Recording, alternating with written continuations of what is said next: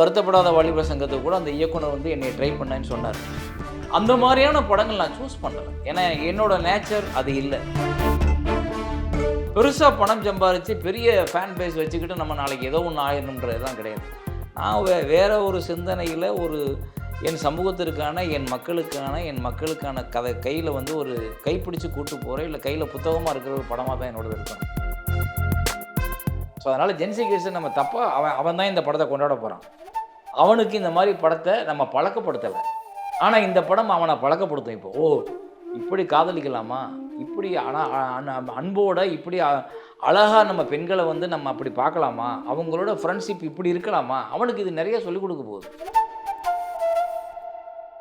ராஜ்குமார் பெரியசாமியோ இல்லை தம்பி லோகேஷ் கனகராஜோ பெரிய நடிகர்கள் வச்சு எடுத்துக்கிட்டு தானே இருக்காங்க, நெல்சன் எடுத்துக்கிட்டு தானே இருக்காங்க. இங்கே எல்லா ஹீரோக்களுக்கும் என்னென்னா சம்பளங்களை ஏற்றிக்கிட்டே போகணும். படம் ஓடுதோ ஓடலையோ அடுத்த படத்து சம்பளம் ஏறிடணும். அப்படின்றப்போ அவங்க என்ன பண்ணுறாங்க, ஒரு பெரிய டைரக்டர் ஹிட்டு கொடுத்த டைரக்டர் சேர்றத மட்டும்தான் நினைக்கிறாங்க. கண்டென்ட் இருக்க படத்தோட ஒரு டைரக்டரோட சேர்றதை அவங்க விரும்புறதில்ல. முதல்லலாம் கமல் சார் படங்கள் பார்த்தா ஒரு 15 நாள் தூங்க மாட்டோம். குணா பார்த்துலாம் நான் 15 நாள் தூங்கவே இல்லை. ஏன்னா அந்த கேரக்டர் கண்டவங்க நிற்கிது. அப்படி ஒரு படம் இப்போ வரலையே. ஒரு ஹீரோக்களுக்கான வேலை இருக்க படமே இல்லை. எல்லாமே வெறும் அடிதடி வெட்டு குத்து கஞ்சா கடத்தல் இப்படி போயிட்டு இருக்கும்போது என்ன பண்ணுங்க? அப்போ மக்கள் மனதில் நிற்க மாட்டேங்குது. பைசனையும் பார்த்துருக்காங்க, டியூடையும் பார்த்துருக்காங்கல்ல, மக்கள் நிராகரிக்கலையில. மக்கள் போகிறாங்கல்ல டியூடுக்கு, அப்போ அவனுக்கு அது பிடிச்சிருக்கு தானே அர்த்தம். நீங்கள் ஏன் அவனுக்கு பிடிக்காத ஒன்றை திணிக்க நினைக்கிறீங்க? அப்போ எனக்கு வந்து வேறுபாடு தெரியுது. மக்கள் அதையும் ரசிக்கிறாங்க. அதையே கொஞ்சம் கலந்து கொஞ்சம் அடல்ட் ஜோக்ஸோட டபுள் மீனிங்கோட அதை பேசும்போது அதையும் கைதட்டி சிரித்து சந்தோஷமாக பார்த்தவங்க தானே இவங்க. தந்தி டிவி நேயர்களுக்கு வணக்கம். எவர் கிரீன் கிளாசிக் திரைப்படமான ஆட்டோகிராஃப் மீண்டும் ரீரிலீஸ் செய்யப்படுகிறது 21 வருடங்களுக்கு பிறகு. இது குறித்து பல்வேறு விஷயங்கள் நம்ம இடையே இயக்குனர் சேரன் மனம் திறந்து பேச இருக்கிறார். அவரிடம் நிறைய கேள்விகள் இருக்குது, வாங்க கேட்கலாம். சார் வணக்கம். வணக்கம் சார். காலம் போனதே தெரியாத மாதிரி டக்குன்னு ஓடிடுச்சு. 21 வருஷம் கழிச்சு எப்படி ஃபீல் பண்ணுறீங்க? 21 வருஷம் ஓடிடுச்சுன்னு ஒரு பக்கம் கவலையாக இருந்தாலும், இன்னும் நம்ம திரையுலகத்தில் ஒரு படம் பண்ணுற இடத்துல இருக்கிறோம். நம்மளை பற்றி, நம்மளுடைய படைப்புகள் பற்றி மற்றவர்கள் பேசுகிற இடத்துல இருக்கிறன்ற ஒரு சந்தோஷம் இருக்குது. ஆட்டோகிராஃப்ன்றது எப்போவுமே முன்னாடிலாம் வந்து அந்த புக்கில் கையெழுத்து வாங்குறது, ஒரு பிரபலங்கள்கிட்ட கையெழுத்து வாங்குறது. இப்போ அந்த கலாச்சாரம் இருக்குன்றது, அது வந்து ஒரு புகைப்படமோ செல்ஃபி எடுக்கிற கலாச்சாரம் மாறிடுச்சு. உங்கள் படத்துக்கு இந்த டைட்டில் வைக்கிறதுக்கான காரணம் என்ன? இல்லை, அப்போது வந்து ஸ்கூல் டேஸ் அப்படின்றதும், இந்த ஸ்கூல் டேஸை ஞாபகம் வச்சுக்கிறதுக்கான வாய்ப்புமே அந்த ஆட்டோகிராஃப் புக்கு தான் கொடுக்கும். நம்ம எல்லாத்தையும் விட்டுருவோம். நினைவுகள் நம்மக்கிட்ட இருக்கும். நம்ம படித்த புத்தகம், நம்ம தூக்கிட்டு போன அந்த அது என்ன பை, இந்த தூக்குச்சட்டி, அந்த சைக்கிள், அந்த கிளாஸ் ரூம், அந்த டெஸ்க்கு எல்லாமே தொலைஞ்சிரும். எல்லாமே நம்மக்கிட்ட இருக்காது. ஸோ நம்மக்கிட்ட இருக்கிறதுன்னு பார்த்தா அந்த குரூப் ஃபோட்டோ எடுத்துருப்போம், அது இருக்கும். அப்புறம் இல்லாட்டி இந்த புக்கு வச்சுருப்போம், எல்லாட்டையும் கையெழுத்து வாங்கி. அப்போது வந்து அந்த ஆட்டோகிராஃப் புத்தகம்னு தான் பேர். அப்புறம் அது ஸ்லாம் புக்குன்னு மாறிச்சு. அப்புறம் அப்படி ஒவ்வொன்றுக்கும் ஒவ்வொரு காலகட்டத்துலேயும் அதோட பேர்கள் மாறிக்கிட்டே வந்தது. நம்ம வந்து முதல்ல மாப்பிள்ளைன்னு கூப்பிட்ருப்போம், அப்புறம் மச்சான்னு கூப்பிட்ருப்போம், அப்புறம் டியூன்னு கூப்பிட்ருப்போம், அப்புறம் என்ன பங்காளின்னு கூப்பிட்ருப்போம். நம்ம பழகிற நாட்கள்லேயே ஒன்று ஒரு மாற்றம் வந்துக்கிட்டே இருக்கும் நம்மளோட ஃப்ரெண்ட்ஸை கூப்பிட்றதுலையே. இன்றைக்கி வந்து எவ்வளோ வேறு செயல்கள் பயன்படுத்த மாதிரி இப்போ செல்ஃபி. இந்த செல்ஃபியே நாளைக்கு வந்து பழசாயிரும். ஸோ அதனால் கால மாற்றத்துக்கு ஏற்ற மாதிரி பெயர்கள் மாறிக்கிட்டே இருக்கும். அப்படி அன்னைக்கு வந்து எனக்கு ஆட்டோகிராஃப்ன்ற பெயர் வந்து அந்த எல்லாருக்கும் நினைவு வரணும் அப்படின்னா அந்த ஆட்டோகிராஃப் புத்தகம் தான் கையில் எனக்கு பட்டுச்சு. ஸோ அதனால் அந்த தலைப்பு வந்து ஆட்டோகிராஃப்னு வச்சோம். அது வந்து தமிழில் இருந்திருக்காது, ஆங்கிலத்தில் தான் இருக்கும். அதை வந்து தமிழில் வந்து கையெழுத்து புத்தகம், இல்லை நினைவு புத்தகம், இல்லை ஞாபக புத்தகம்னு வச்சா ஒரு அட்ராக்டிவ் இல்லை. அதனால் வந்து நீங்கள் தமிழ்லேயும் அதே அந்த இங்கிலீஷ் டிரான்ஸ்லேஷன் ஆட்டோகிராஃப் அப்படின்னு ஆமாம் போட்டிருந்தோம். அதான் இந்த தலைப்பு வந்ததுக்கான மர்மம். இந்த படத்துக்கு நீங்கள் கதை எழுதுனதுக்கு நீங்கள் தான் அதை நடிக்கணும்னு ஒரு முடிவு பண்ணிங்களா, இல்லை வேற ஒரு நடிகரை வந்து ஏற்கனவே மைண்ட் செட்டில் வச்சுருந்தீங்களா? இந்த படத்துக்கு முன்னாடி நான் சொல்ல மறந்த கதைன்னு ஒரு படம் நடித்தேன், தங்கர் பச்சனோட படம். ஆக்சுவலி சொல்ல மறந்த கதை பாண்டவர் பூமிக்கு முன்னாடியே ஆரம்பித்த படம் தான் ஆட்டோகிராஃப். பாண்டவர் பூமியில் தங்கர் பச்சன் கேமராமேன். ஸோ பாண்டவர் பூமிக்கு முன்னாடி ஆட்டோகிராஃப் ஆரம்பித்து ஒரு நடிகருக்கு அட்வான்ஸும் கொடுத்துட்டு அவர் ஒரு திரைப்படம் முடிச்சுட்டு வர்றதுக்குள்ளே நம்ம பாண்டவர் பூமி போயிட்டு வரணும்னு அதுக்கு போனோம். அப்போ தான் அவர் அழகி கதையை என்கிட்ட சொன்னார். யார்? தங்கர் பச்சன். அப்பாவிட்ட நான் சொன்னேன், நான் ஒரு படம் ஆட்டோகிராஃபர் எடுக்க போகிறேன், அதுவும் காதலோட நினைவுகள் சம்மந்தப்பட்டதுன்னு சொன்ன உடனே, பாண்டவர் பூமி முடிஞ்ச உடனே தங்கர் பச்சன் போய் அழகி எடுத்துட்டார். அழகி எடுத்து முடிச்சதுக்கப்புறம் நான் சொல்ல வந்த கதையை என்னைய வச்சு எடுக்கிறார்.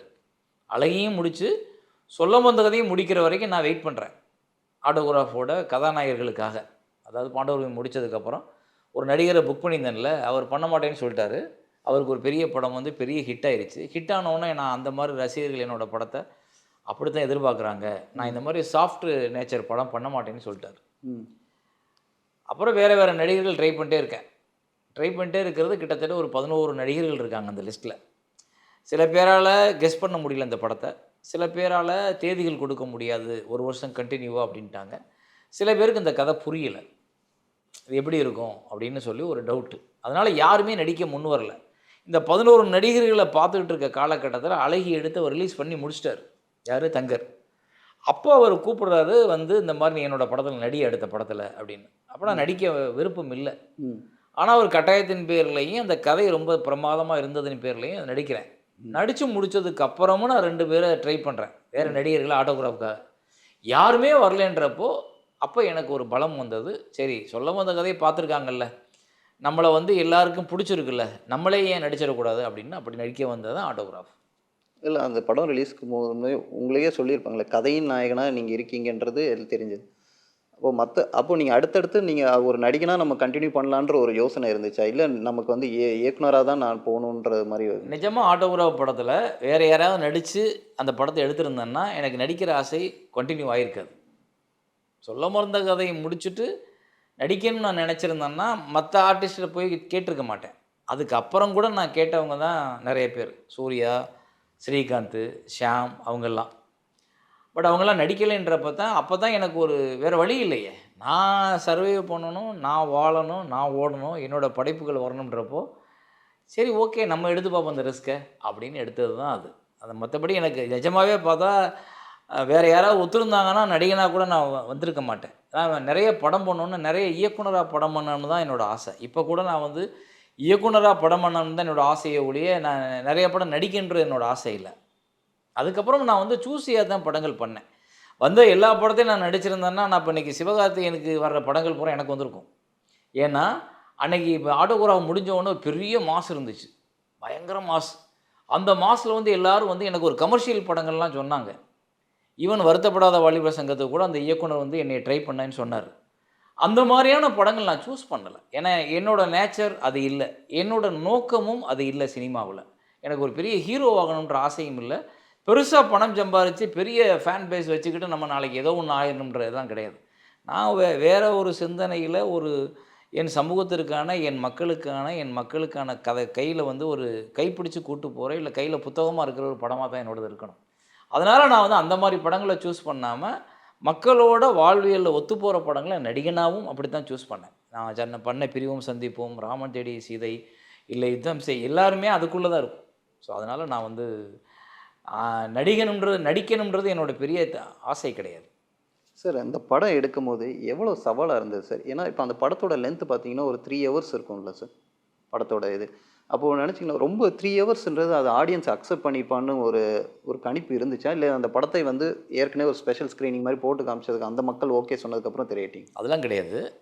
அன்னைக்கு வந்து 2 hours 45 minutes, 2 hours 30 minutes, 2 hour 45 minutes வரைக்கும் படங்கள் வரும். இப்போ இன்றைக்கி தான் அந்த காலகட்டம் ரொம்ப குறைஞ்சிருச்சு. இன்றைக்கி இருக்க ஜென்ரேஷனுக்கு இதை பார்க்கும்போது ஆச்சரியமாக இருக்கும். அப்புறம் எப்படிடா 3 மணி நேரம் உட்காந்து பார்க்குறேன்ற ஒரு பெரிய கேள்வி இப்போ வரும். ஆனால் இப்போ நான் அதை குறைச்சிருக்கேன். அதனால தான் இப்போ நான் என்ன பண்ணேன், மக்களோட நேரம் கருதி நான் அதை குறைச்சி இப்போ 2.5 மணி நேரம் தான் படம் வருது. அந்த 20 நிமிஷம் 30 நிமிஷம் படம் இல்லை, அது தூக்கியாச்சு. ஆனால் அன்னைக்கு அந்த கதைக்கு 3 மணி நேரம் தேவைப்பட்டது. அந்த 3 மணி நேரம் பார்ப்பாங்கன்ற நம்பிக்கை எனக்கு ஸ்கிரிப்ட் வைஸாக இருந்ததுனால நான் அதை போல்டாக வெளியிட்டேன். இப்போ உள்ள பாடல்கள் பார்த்தீங்கன்னா எல்லாமே ஒரு மாதிரி ஃபாஸ்ட் பீட் நம்பர்ஸாக வருது. பாடல்களோட வரிகளே புரியறதுக்கே இதுவாக இருக்குது. அது ஒரு மாதிரி ஜென்சி கிட்ஸ் 2K கிட்ஸ்க்கான இருக்குது. ஜென்சி கிட்ஸ் 2K கிட்ஸுக்கான படங்களாக தான் இப்போ உள்ள இயக்குனர்கள் கொண்டு வராங்க. நீங்கள் படம் உண்மை எல்லாமே ஒரு மாதிரி மெலோடியஸாக போகுது. அந்த பாடல்கள் இப்போ உள்ளதுக்கு அது வந்து இப்போ இந்த உள்ள ஜென்ரேஷனுக்கு அதை வந்து அக்செப்ட் பண்ணிப்பாங்கன்னு நினைக்கிறீங்களா? பாடல் கேட்குறவங்களோட காதை பொறுத்து நீங்கள் எந்த மாதிரியான கதாபாத்திரம் அப்படின்றது வந்து அவங்களுக்கு தெரிஞ்சிடும். அவங்க யாருன்னு அவங்க புரிஞ்சுக்குவாங்க. இன்னொன்று இன்னைக்கு மெலோடியான பாடல்கள் நிறைய ஹிட் ஆகிருக்கேன். இப்போ மாரி செல்வராஜர் படத்தில் உள்ள பாடல்கள்லாம் மெலோடியான அழகான பாடல்கள்லாம் ஹிட் ஆகிருக்கேன். எல்லா படங்கள்லையுமே நீங்கள் ஃபாஸ்ட்டு பீட்டு ஃபாஸ்ட்டு சாங்குன்றது பெரிய ஹீரோக்கள் படங்களில் மட்டும்தான் பார்க்குறீங்க. இன்றைக்கி சாதாரணமாக வந்து சின்ன சின்ன படங்களில் நல்ல நல்ல மியூசிக் டைரக்டர்ஸ்லாம் நல்ல நல்ல பாட்டெலாம் போட்டிருக்காங்க. அதாவது பாடல் அவங்க ரசிப்பாங்களா மாட்டாங்களான்றலாம் கிடையாது. அது அவனுக்கு பிக்சரைசிங் வைஸாக பிடிச்சிருக்கா, அவனை கண் நகற்ற விடாமல் இருக்கா, அவன் காதுக்கு புரிகிற மாதிரி இனிமையாக இருக்கா அப்படின்றது தான் இன்றைக்கி உள்ள எல்லாரோட பிரச்சனை, எல்லாரோட மனநிலை. எல்லாருமே வந்து எல்லா நாளும் ஃபாஸ்ட்டாக கேட்க மாட்டாங்க. கொஞ்ச நாள் ஏய் கச்சன்னு சத்தம் போட்டுட்டீங்க அதை ஆஃப் பண்ணுறா அப்படிம்போம். நீங்கள் உங்கள் மனநிலை தான் உங்கள் பாட்டை கேட்க வைக்கிறதுக்கு அடையாளம். அதனால் இங்கே எல்லாருமே சந்தோஷமாக மட்டுமே இல்லை காரில் 8 10ன்னு வச்சு ஸ்பீக்கரில் அடித்து அலறிக்கிட்டு போகிற கூட்டமே கிடையாது. அழகான கூட்டமும் இருக்குது. அமைதியாக வாழ்க்கையை பார்க்கணுன்னு இருக்காங்க. நீங்கள் சொல்கிற 2K கிட்ஸு ஜென்சி கிட்ஸ் எல்லாம் கூட நல்ல வாழ்க்கையை நல்ல விஷயத்தை உருவாக்கி அமைச்சுக்கணுன்னு இருக்கவங்க நிறைய பேர் இருக்குது. அவங்களுக்கெல்லாம் ஆட்டோகிராஃப் பிடிக்கும். நம்ம வந்து அந்த ஜென்சி கிட்ஸை தப்பாக பார்க்குறோம். அது இல்லை, அவங்க எல்லோரும் அப்படி கேட்குறது இல்லை. சில பேருக்கு அந்த மாதிரி டேஸ்ட் இருக்குது. அது தப்பும் கிடையாது. அது அவனோட டேஸ்ட். அது அவனாகவே தான் நீங்கள் பார்க்கணும். அவனை போய் நீங்கள் மாற சொல்லக்கூடாது. அவனும் ஒரு டயத்தில் இந்த மாதிரி ஒரு பாட்டு கேட்க விரும்புவான், நான் நம்புகிறேன். ஸோ அதனால் ஜென்சி கிட்ஸை நம்ம தப்பாக அவன் தான் இந்த படத்தை கொண்டாட போகிறான். அவனுக்கு இந்த மாதிரி படத்தை நம்ம பழக்கப்படுத்தலை. ஆனால் இந்த படம் அவனை பழக்கப்படுத்தும். இப்போ இப்படி காதலிக்கலாமா, இப்படி ஆனால் அன்போட இப்படி அழகாக நம்ம பெண்களை வந்து நம்ம அப்படி பார்க்கலாமா, அவங்களோட ஃப்ரெண்ட்ஷிப் இப்படி இருக்கலாமா, அவனுக்கு இது நிறைய சொல்லிக் கொடுக்க போகுது. ஜென்சி கிட்ஸுக்கு இன்றைக்கி ஒரு தடுமாற்றம் இருக்குது. எதை சூஸ் பண்ணுறதுன்னு தெரியல அவனுக்கு. நிறைய ஆப்ஷன் இருக்குது அவனுக்கு. அதனால் அங்கே ஏதோ கன்ஃபியூஸ் ஆகிறான். அவனுக்கெல்லாம் இது ஒரு நல்ல ஒரு ஃப்ரெண்டாக ஒரு படமாகும் ஆட்டோகிராஃப். அவனுக்கான ஃப்ரெண்ட்லியான படம் தான் ஆட்டோகிராஃப். அவன் தான் கொண்டாட போகிறான் பாருங்கள். உங்கள் படத்தில் நான் கேள்விப்பட்டேன் 3 ஒளிப்பதிவாளர் பணியாற்றினாங்க அப்படின்ட்டு. 4 பேர். இது எதனால் அந்த முடிவு சார்? இல்லை, இது எதனாலன்னா முதல் ஒளிப்பதிவாளர் வந்து விஜய் மில்டன். இப்போ விஜய் மில்டன் வந்து பேசிக்காகவே ஒரு நல்ல கலைஞன். அவனுக்குள்ளே ஒரு கவிதை உணர்வு இருக்கும்.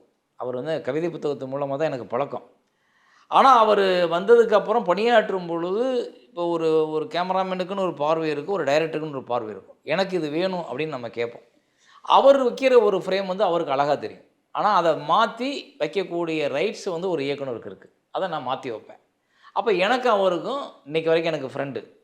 நான் தான் அவரை டைரக்டர் ஆக்கியிருக்கேன் முதல் படத்தில்.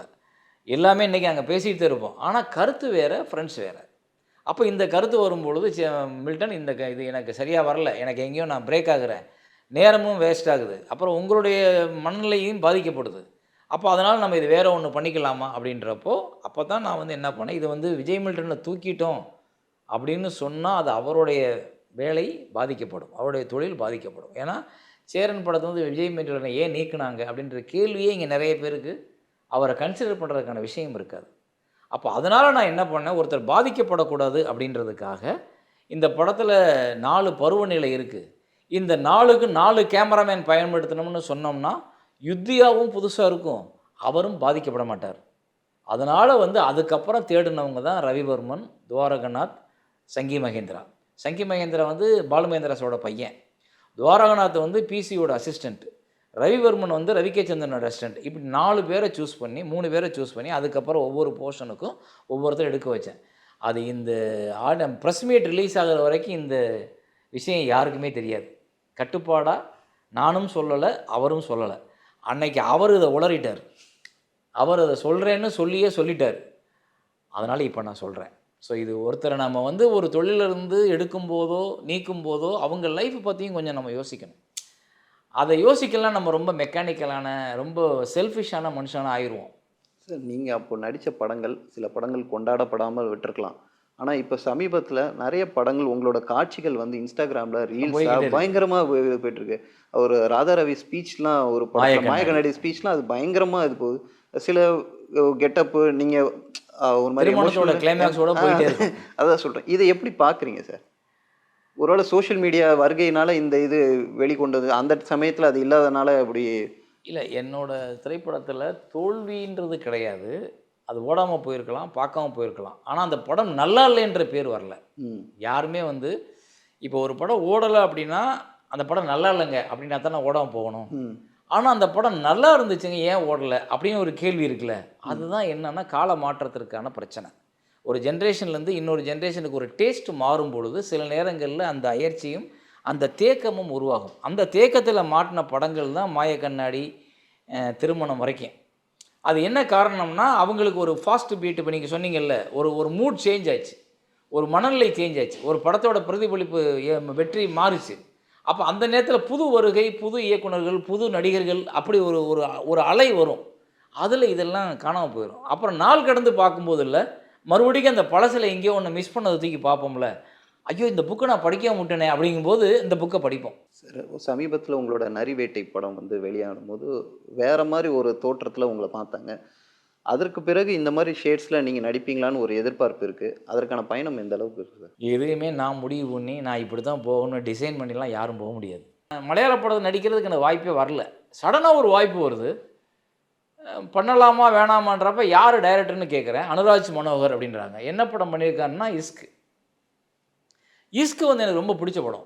அந்த படம் பார்த்தீங்கன்னா ரொம்ப ஒரு ஒரு ஒரு 3 நாள்ல வந்து எனக்கு ரொம்ப டிஸ்டர்ப் ஆச்சு அந்த படம். எப்படி ஒரு 3 கேரக்டர் வச்சுக்கிட்டு, ஒரு படம் முழுக்க இவ்வளோ அழகான ஒரு டெம்ப்டேஷன் கொண்டாந்து, அப்புறம் அது ஒரு ஒரு ஈஸியா ஒரு இயக்குனர் செய்யாத ஒரு ஸ்க்ரீன் ப்ளே. அது ரொம்ப அழகா இருந்துச்சு. அது எனக்கு புடிச்சதுனால, அப்போ இந்த டைரக்டரோட போனோம்னா, ஒரு நல்ல ஒரு வேற ஒரு என்வைரன்மென்ட், ஒரு ஒரு எக்ஸ்பீரியன்ஸ் கிடைக்கும் அப்படின்னு நான் போனேன். அந்த எக்ஸ்பீரியன்ஸ் கிடைக்கணும்னு போனது தான் என்னோட முதல் நோக்கம். ஆனா, எனக்கு கதாபாத்திரமா சரியா அமைஞ்சதுனாலயும், அதற்கான சம்பளமா அவங்க எனக்கு சரியான சம்பளம் குடுத்ததுனாலயும், எனக்கு அது இன்னும் கொஞ்சம் கூடுதல் லாபம் வந்தது. சார், நீங்க 2 ஒரு பெரிய பெரிய நடிகர்களை வைத்து படம் இயக்குவதா இருந்துச்சு. அதற்கு பிறகு அந்த படங்கள் கைவிடப்பட்டதா இருந்தது. ஒரு பெரிய நடிகர்களை வைத்து இயக்குவது வந்து ஒரு பெரிய சவாலா இருக்கா? ஏன்னா, அவங்களுக்கான கால் ஷீட்டு, மேபி அவங்களுக்கு நெறைய படம் கமிட்மெண்ட்ஸ் இருக்குன்றதுனால. அப்படி கிடையாது. இப்ப ராஜ்குமார் பெரியசாமியோ, இல்ல தம்பி லோகேஷ் கனகராஜோ, பெரிய நடிகர்கள வச்சு எடுத்துக்கிட்டு தானே இருக்காங்க. நெல்சன் எடுத்துக்கிட்டு தானே இருக்காரு. அப்ப அவங்களுக்கு பெரிய நடிகர்களை வைத்து எடுக்கிறதுக்கான சூழலும், அந்த நேரமும், அந்த கதை பண்ற விஷயமும், அவங்க குடுக்குற நேரமும் அது ஒத்துப்போகுது. அவங்களுக்கான சம்பளம் எல்லாமே இருக்கு அதுக்குள்ள. அவங்களுக்கும் நடிகர்களுக்கும் அவங்க மேல ஒரு நம்பிக்கை வருது. ஒரு பெரிய படங்கள கமர்ஷியல் ரீதியா ஒரு பெரிய ஹிட் குடுத்துருவாங்க அப்படின்னு. ஸோ, இப்ப என்னோட படங்கள் நான் ஒரு ஹீரோ கிட்ட போறதுனால, ஒரு பெரிய கமர்ஷியல் படங்கள நான் மாத்திட்டேன்னு வச்சுக்கங்களேன், நான் காணாம போயிருவேன். இங்கே என்னை இதுவரைக்கும் பார்த்த ரசிகர்கள், பார்த்த மக்கள் வந்து, இவர் இப்படி படம் பண்ணுவாரு. இவர் படத்துல ஒரு மெசேஜ் இருக்கும். இவர் படத்துல வந்து என்டர்டெயின்மெண்ட்ன்ற பேர்லயோ, இல்ல கமர்ஷியல்ன்ற பேர்லயோ நம்மள டிஸ்டர்ப் ஆகாத, நம்மளுக்கு பிரயோஜனப்படாத எதையும் அவர் எடுக்க மாட்டாரு. நம்ம படம் வந்து 2 1/2 மணி நேரம் பார்த்தோம்னால, அது நமக்கு எங்கேயோ ஒரு இடத்துல அது பயன்படும்னு நெனைப்பாங்க. நான் ஒரு பெரிய ஹீரோவுக்கு கதை பண்ணும்போது அப்படித்தான் பண்ணணும்னு நெனைக்கிறேன். அது இல்லாம நான் போய் மாத்தேன்னா, நான் பணத்துக்காக எங்கேயோ போய் சோரம் போயிட்டேன்னு அர்த்தமாயிரும். நான் சொல்றது முதல்ல இருந்தே நான் அப்படி வந்திருந்தேன்னு வச்சுக்கங்களேன், அது குற்றமா தெரியாது. நான் முதல்ல இருந்து பிடிவாதமா இப்படி படங்கள் தான் எடுப்பேன்னு சொல்லிட்டு, இப்ப சடனா போய் ஒரு ஹீரோவுக்கு அவரு சொல்ற மாரி, அவரு கேட்கிற மாரி படத்த நான் பண்ணிட்டேன்னா, அது சேரன் படமா இருக்காது. 2வது நான் என்னைய தொலைச்சதாயிரும். அதனால நான் என்ன பண்றேன், ஒரு ஹீரோக்குள்ள 2 பேரோட பேசுறேன். படம் பண்ணலாம்னு சொல்றாங்க. அவங்களா தான் மதிச்சு கூப்பிடுறாங்க. சேரன் சார் படம்ன்றதும், சேரனோட உணர்வுகளும் கமர்ஷியல்ல வந்து நல்லா இருக்கும்னு நெனைக்கிறாங்க. பட் நம்ம சொல்லும்பொழுது அது எங்கேயோ மாறுபடுது. அவங்க திருப்பி வந்து என்ன பண்றாங்க, நெனைக்கிறாங்க. ஆனா திரும்ப வந்து ஒரு ஹீரோவா தான் நிக்கிறாங்க. அப்ப அங்கே என்னோட படமா அது இருக்கறதுக்கான வாய்ப்பு இல்லாத போது, நான் அதிலிருந்து விலகுகிறேன். அவ்வளோதான் இது. கமிட்மெண்ட் எல்லாருக்கும் வரும், எல்லாருக்கும் இல்லாம கூட போகும். இப்போ இன்னொரு டாக்கர் என்னன்னா, நெறைய ரிலீஸ் படங்கள், பழைய படங்கள் ரிலீஸ் பண்ணப்படுது. புதிய படங்கள் யோசிக்கிற திறமை, அதாவது தமிழ் சினிமால புதிய படங்கள் இல்ல. அது வந்து கன்டென்ட் ஓரியன்டட் வந்து அதனால தான் பழைய படங்கள ரிலீஸ் பண்றாங்க. அப்படின்ற ஒரு பேச்சு அடிபடுது. இத எப்படி பார்க்குறீங்க? அப்படிலாம் கிடையாது. அது சும்மா யாராவது பேசுவாங்க. ம். பழைய படங்கள் எல்லா படத்தையும் ரிலீஸ் பண்றது இல்லையே. முன்னாடி நல்லா ஓடுன, மக்களால் பாராட்டப்பட்ட படங்கள் திரும்ப பார்த்தாங்கன்னா, அவங்களுக்கு ஒரு அது ஒரு ஹேப்பினஸ், அதில ஒரு லாபம். அதுதான் சொல்றாங்க எல்லாருமே. அதத்தான் செய்றாங்க. மத்தபடி எல்லா படங்களும் இப்ப நீங்க வந்து காதல் நல்ல படம் தான், நல்லா ஓடுச்சு அன்னைக்கு. திரும்ப ரிலீஸ் பண்றதுக்கான முயற்சி எடுக்கலாம். அழகி நல்ல படம் தான், திருப்பி ரிலீஸ் பண்ணாங்க. அது பெரிய வரவேற்பு பெறல. அப்படி எல்லாத்துக்கும் ஒரே மாரி கணக்கு போட்டுறக்கூடாது. அப்புறம் புது கன்டென்ட் வரல, இங்க கன்டென்ட் கிரியேட் பண்றதுக்கு கிரியேட்டர்ஸ் இல்லைன்றது கிடையாது. அந்த கிரியேட்டர்ஸ இவங்க கண்டுபிடிக்கல. இவங்க தேடல. இவங்க தேடுறதெல்லாம் ஒரு கால்குலேஷன். ஒரு ஹீரோ, அந்த ஹீரோவோட முதல் படம் வெற்றி அடைஞ்ச ஒரு டைரக்டர், ஒரு பட்ஜெட். இந்த பட்ஜெட்ட போட்டோம்னா, வியாபாரியையோ, மக்களையோ இத டெம்ப்ட் பண்ணி, அதுக்கு ஒரு பெரிய லாபத்த பார்த்துரலாம். இந்த ஈக்குவசேஷனுக்கு எது வருதோ, அத படம் பண்ணுறாங்க. அதுதான் இன்றைக்கி உள்ள பிரச்சனை. அதில் வர்ற நஷ்டங்களையும் அவங்க தான் சந்திக்கிறாங்க. அப்புறம் அவங்க தான் புலம்புறாங்க, இந்த படம் போச்சு, அந்த படம் போச்சு, காந்தாரா ஓடுது, நம்ம ஊரில் எதுவுமே ஓடலைன்னு சொல்கிறது அவங்க தான். காந்தாரா வந்து எப்போ ஓடுச்சு? அவன் ஒரு நம்பிக்கையை வச்சு, கதையின் மேல் நம்பிக்கை வச்சு முதல் படத்தை பண்ணான். அந்த பெரிய ஹிட்டு தான் 2வது படம் இவ்வளோ பெரிய ஹிட் ஆகிறதுக்கு காரணம். ஸோ கன்டென்ட்டை நம்பும்போது தான் சினிமா பெரிய வெற்றி அடையும். அந்த அந்த நம்பகத்தன்மை இன்றைக்கி ஹீரோக்களோட டாமினேஷன் இங்கே அதிகமாக இருக்கிறதுனால அது இல்லாமல் போகுது. இங்கே எல்லா ஹீரோக்களுக்கும் என்னென்னா சம்பளங்களை ஏற்றிக்கிட்டே போகணும். படம் ஓடுதோ ஓடலையோ அடுத்த படத்துக்கு சம்பளம் ஏறிடணும். அப்படின்றப்போ அவங்க என்ன பண்ணுறாங்க, ஒரு பெரிய டைரக்டர் ஹிட்டு கொடுத்த டைரக்டர் சேர்ற மட்டும் தான் நினைக்கிறாங்க. கண்டென்ட் இருக்க படத்தோட ஒரு டைரக்டரோட சேர்றதை அவங்க விரும்புறதில்ல. அப்புறம் இன்னொன்று, கண்டென்ட் ஓரியன்டட் படங்களை வந்து அவங்க பண்ண நினைக்கிறதே இல்லை. கமர்ஷியல் படம் தான் பண்ண நினைக்கிறேன். கமர்ஷியல் படங்களை என்ன புதுசாக பார்த்துருவீங்க? என்ன அதே பாட்டுக்கு தான் ஆடணும். கூட்டத்தை மாற்றலாம், மியூசிக் டேரக்டரை மாற்றலாம், செட்டை மாற்றலாம். ஆனால் அதே டான்ஸு தான், அதே ஆட்டம் தான், அதே ஃபைட்டு தான். என்ன தான் பண்ணாலும் அந்த 150 பேர் அடிக்கணும். என்ன நடக்குது அப்படின்னு யோசிச்சா பார்வையாளர்களுக்கு வந்து அது அயற்சி ஆகுது. பார்வையாளர்களுக்கு என்னடா எத்தனை படத்தில் இப்படியே பண்ணுவாங்க. அது மியூசிக் இப்போ நீங்கள் கேட்குறீங்க, ஒவ்வொரு மியூசிக் கேட்க ஏதாவது ஒரு வித்தியாசமாக இருக்கா? நீங்கள் சொன்னீங்க பாட முடியலைன்னு சொன்னீங்க. அது காரணம் என்ன? அப்போ இது எல்லாம் தான் திரைத்துறையை வந்து திரும்ப வீழ்ச்சிக்கு உள்ளாக்குது. அன்னைக்கு முன்னாடி பார்த்தீங்கன்னா ஒவ்வொரு படங்களும் ஒவ்வொரு இயக்குனரோடையும் வேறு வேறு கதை, வேறு வேறு அமைப்பு, வேறு வேறு. இன்றைக்கி ஹீரோக்கள் நடித்த படங்களில் லாஸ்ட்டு ஒரு 5 இயர்ஸ் 6 இயர்ஸில் எத்தனை படத்தில் ஹீரோக்களோட நடிப்பு பிரமாதமாக இருந்துச்சு. இந்த முதல்லலாம் கமல் சார் படங்கள் பார்த்தா ஒரு 15 நாள் தூங்க மாட்டோம். குணா பார்த்துலாம் நான் 15 நாள் தூங்கவே இல்லை. ஏன்னா அந்த கேரக்டர் கண்டவங்க நிற்கிது. அப்படி ஒரு படம் இப்போ வரலையே. ஒரு ஹீரோக்களுக்கான வேலை இருக்க படமே இல்லை. எல்லாமே வெறும் அடிதடி, வெட்டு, குத்து, கஞ்சா, கடத்தல் இப்படி போயிட்டு இருக்கும்போது என்ன பண்ணுவீங்க? அப்போ மக்கள் மனதில் நிற்க மாட்டேங்குது. ஸோ கண்டென்ட் கிரியேட்டர்ஸ் இல்லைன்னு குறைபாடோடு பார்க்குறது வந்து ரொம்ப தவறு. இருக்காங்க, கண்டுக்கல. அப்புறம் இன்னொரு சமீபத்தில் ஒரு விஷயம், அதாவது டியூடு படம், மாரி செல்வராஜோட பைசன் படம், ரெண்டுமே வந்து நல்ல வரவேற்பு பெற்றிருந்தது. ஆனால் டியூடு படத்துக்கு அது ஆணவ கொலை பற்றி ஒரு மைய கருத்தாக இருந்தது. ஆனால் அந்த படத்துக்கு அந்த விமர்சனம் அவ்வளோவா இல்லை. ஆனால் மாரி செல்வராஜ் மீது ஒரு அவ்வளோ விமர்சனங்கள் இருந்தது. இது எப்படி பார்க்குறீங்க சார்? ஏன்னா 90களையும் நிறைய பார்த்திபன் சார் படமும் உங்கள் படங்களையும் நிறைய கருத்துக்கள் உள்ளே இருந்துச்சு. ஆனால் அப்போ உள்ள இல்லாமல் இப்போ ஒரு இயக்குனர் வேறு மாதிரி எடுத்தாலே ஒரு விமர்சனத்துக்கு உள்ளாயிடுறாங்களே. இல்லை, இது விமர்சனம்ன்றது ஒரு தனிப்பட்ட பார்வை தானே. அவங்க நினைக்கிறது, அவங்க சொல்கிறாங்க இது இப்படி இருக்குது அப்படின்னா அவங்க சொல்கிறதுல ரைட்டும் இருக்கலாம், தவறும் இருக்கலாம். ஆனால் படத்தை மக்கள் பார்க்குறவங்க பைசனையும் பார்த்துருக்காங்க, டியூடையும் பார்த்துருக்காங்கல்ல. மக்கள் நிராகரிக்கலையில, மக்கள் போகிறாங்கல்ல டியூடுக்கு. அப்போ அவனுக்கு அது பிடிச்சிருக்குன்னு தானே அர்த்தம். நீங்கள் ஏன் அவனுக்கு பிடிக்காத ஒன்றை திணிக்க நினைக்கிறீங்க? பிடிச்சவன் பைசனை பார்க்குறான், பிடிக்காதவன் டியூட் பக்கம் போகலை. பிடிச்சவன் டியூட் பார்க்குறான், பிடிக்காதவன் பைசன் பக்கம் வரல. அவ்வளோதானே. அப்போ அவனோட டேஸ்ட்டுக்கு தான் நீங்கள் விடணும். அவனை போய் நீங்கள் வந்து இதை ஏன் பார்க்கல, இதை ஏன் பார்க்குறீங்க அப்படின்னு கேள்வி கேட்க முடியாது. நீங்கள் வந்து சூப்பர் டீலக்ஸ் பார்க்கும்போது முதல் காட்சி நான் பார்க்குறேன். அந்த காட்சி எனக்கு ஒரு மாதிரி கஷ்டமாக இருக்குது பார்க்குறதுக்கு. ஆனால் என் பக்கத்தில் 2 ஃபேமிலி உட்காந்துருக்கு, சந்தோஷமாக பார்க்குறாங்க. அப்போ எனக்கு வந்து வேறுபாடு தெரியுது. மக்கள் அதையும் ரசிக்கிறாங்க. அந்த இடத்துக்கும் சினிமா நகருது. ஒரு கதையை வந்து அப்படியே உணர்வுபூர்வமாக யாருக்கும் முகசுளிக்காத அளவுக்கு அப்படியே ரொம்ப நீட் ஃபிலிமாகவும் பண்ணால் பார்க்குறதுக்கும் கூட்டம் இருக்குது. அதையே கொஞ்சம் கலந்து, கொஞ்சம் அடல்ட் ஜோக்ஸோட, டபுள் மீனிங்கோட அதை பேசும்போது அதையும் கைதட்டி சிரித்து சந்தோஷமாக பார்த்தவங்க தானே இவங்க. அதனால் அந்த நம்பிக்கையில் டியூடு கொடுத்துருக்காங்க. அதுக்கு என்ன பண்ணுறது? அது அருவருப்பு கிடையாது, அவனுக்கு பிடிச்சது. சில டைலாக்குகள் வேணால் வெளியில் நான் டியூட் பார்க்கல, நான் நீங்கள் சொன்னதை வச்சு பேசுகிறேன். நான் அவரோட டிராகன் பார்த்தேன், எனக்கு பிடிச்சிருந்துச்சு. கரெக்டாக நம்மளோட 90s அதில் உள்ள ஸ்க்ரீன் ப்ளே தான் அது. ஒரு ஒரு தவறு பண்ணவன் கடைசியில் மாறணும், அவ்வளோதான் அது. ஆனால் அது அவர் அழகாக இன்றைக்கி உள்ள ரேஞ்சுக்கு அந்த ஹீரோவை வச்சு கொடுத்துருந்தார். அந்த படம் பிடிச்சிருந்துச்சு. இந்த படத்தில் வந்து சில டைலாக்குகள் சொல்கிறாங்க, அது மட்டும் அருவருப்பாக இருந்ததுன்னு. அது மாதிரி விஷயங்களை அவர் டைரக்டர் இன்டர்வியூ பார்த்தேன் நான். அவர் சொல்ல, நாங்கள் இல்லை இன்றைக்கி சகஜம் தாங்க, நாங்கள்லாம் எங்கள் ஃப்ரெண்ட்ஸோட எங்கள் கேர்ள்ஸோட இதை பேசிக்குவோம்ன்றாரு. அப்போ அந்த உலகம் இங்கே வந்துருச்சு. நீங்கள் இன்றைக்கி வந்து ஒரு ஆணும் பெண்ணும் உட்காந்து ஒரு பான் மூவிஸ் பார்க்குற இடத்துக்கு வந்துட்டாங்க. அவங்க அதை அருவருப்பாக பார்க்கல. இது என்ன சாதாரண விஷயம். அவனுக்குள்ளே தப்பும் இல்லை, அவங்க 2 பேத்துக்குள்ளே தப்பும் இல்லை. ஆனால் அவங்க அந்த தப்பான படம்னு சொல்லக்கூடிய நம்ம சமூகம் நினைக்கக்கூடிய படத்தை சாதாரணமாக பார்த்துட்டு கடந்து போகிறானே. அப்போ மனநிலையும் ஜென்ரேஷனும் மாறுது. அதை போய் நீங்கள் தவறுன்னு சொல்கிறத விட அந்த இடத்துக்கு அவன் அடாப்ட் ஆகுறான். அந்த இடத்துக்கு அவன் எத்தனை நாள் நீங்கள் மூடி வைப்பீங்க? எத்தனை நாள் நீங்கள் மறைச்சி வைப்பீங்க? அன்றைக்கி விஞ்ஞானம் இல்லை, நீங்கள் மூடி வரைச்சிங்க, கதவை மூடினீங்க, லைட் ஆஃப் பண்ணீங்க, எல்லாம் பண்ணீங்க. இன்றைக்கி விஞ்ஞானம் என்ன பண்ணிச்சு? உங்கள் வீட்டுக்குள்ளே உங்கள் பேரண்ட்ஸ் பக்கத்தில் படுத்துருக்க பொண்ணு அவள் பக்கத்தில் ஃபோனை வச்சு காதலுக்கு மெசேஜ் பண்ணுற இடத்துக்கோ, பையன் அப்பாவுக்கு தெரியாமல் அம்மாவுக்கு தெரியாமல் உள்ளே உட்காந்து பாத்ரூமில் உட்காந்து ஃபோன் பேசுகிற இடத்துக்கு வந்துருச்சு. ஸோ எதை மறைப்பீங்க நீங்கள்? அப்போ நீங்கள் அந்த துள்ளுவதோ இளமை வரும்பொழுது இதே விமர்சனம் வந்துச்சுல, செல்வராகவன் மேலேயும், கஸ்தூராஜ் சார் மேலேயும், தனுஷ் மேலேயும்.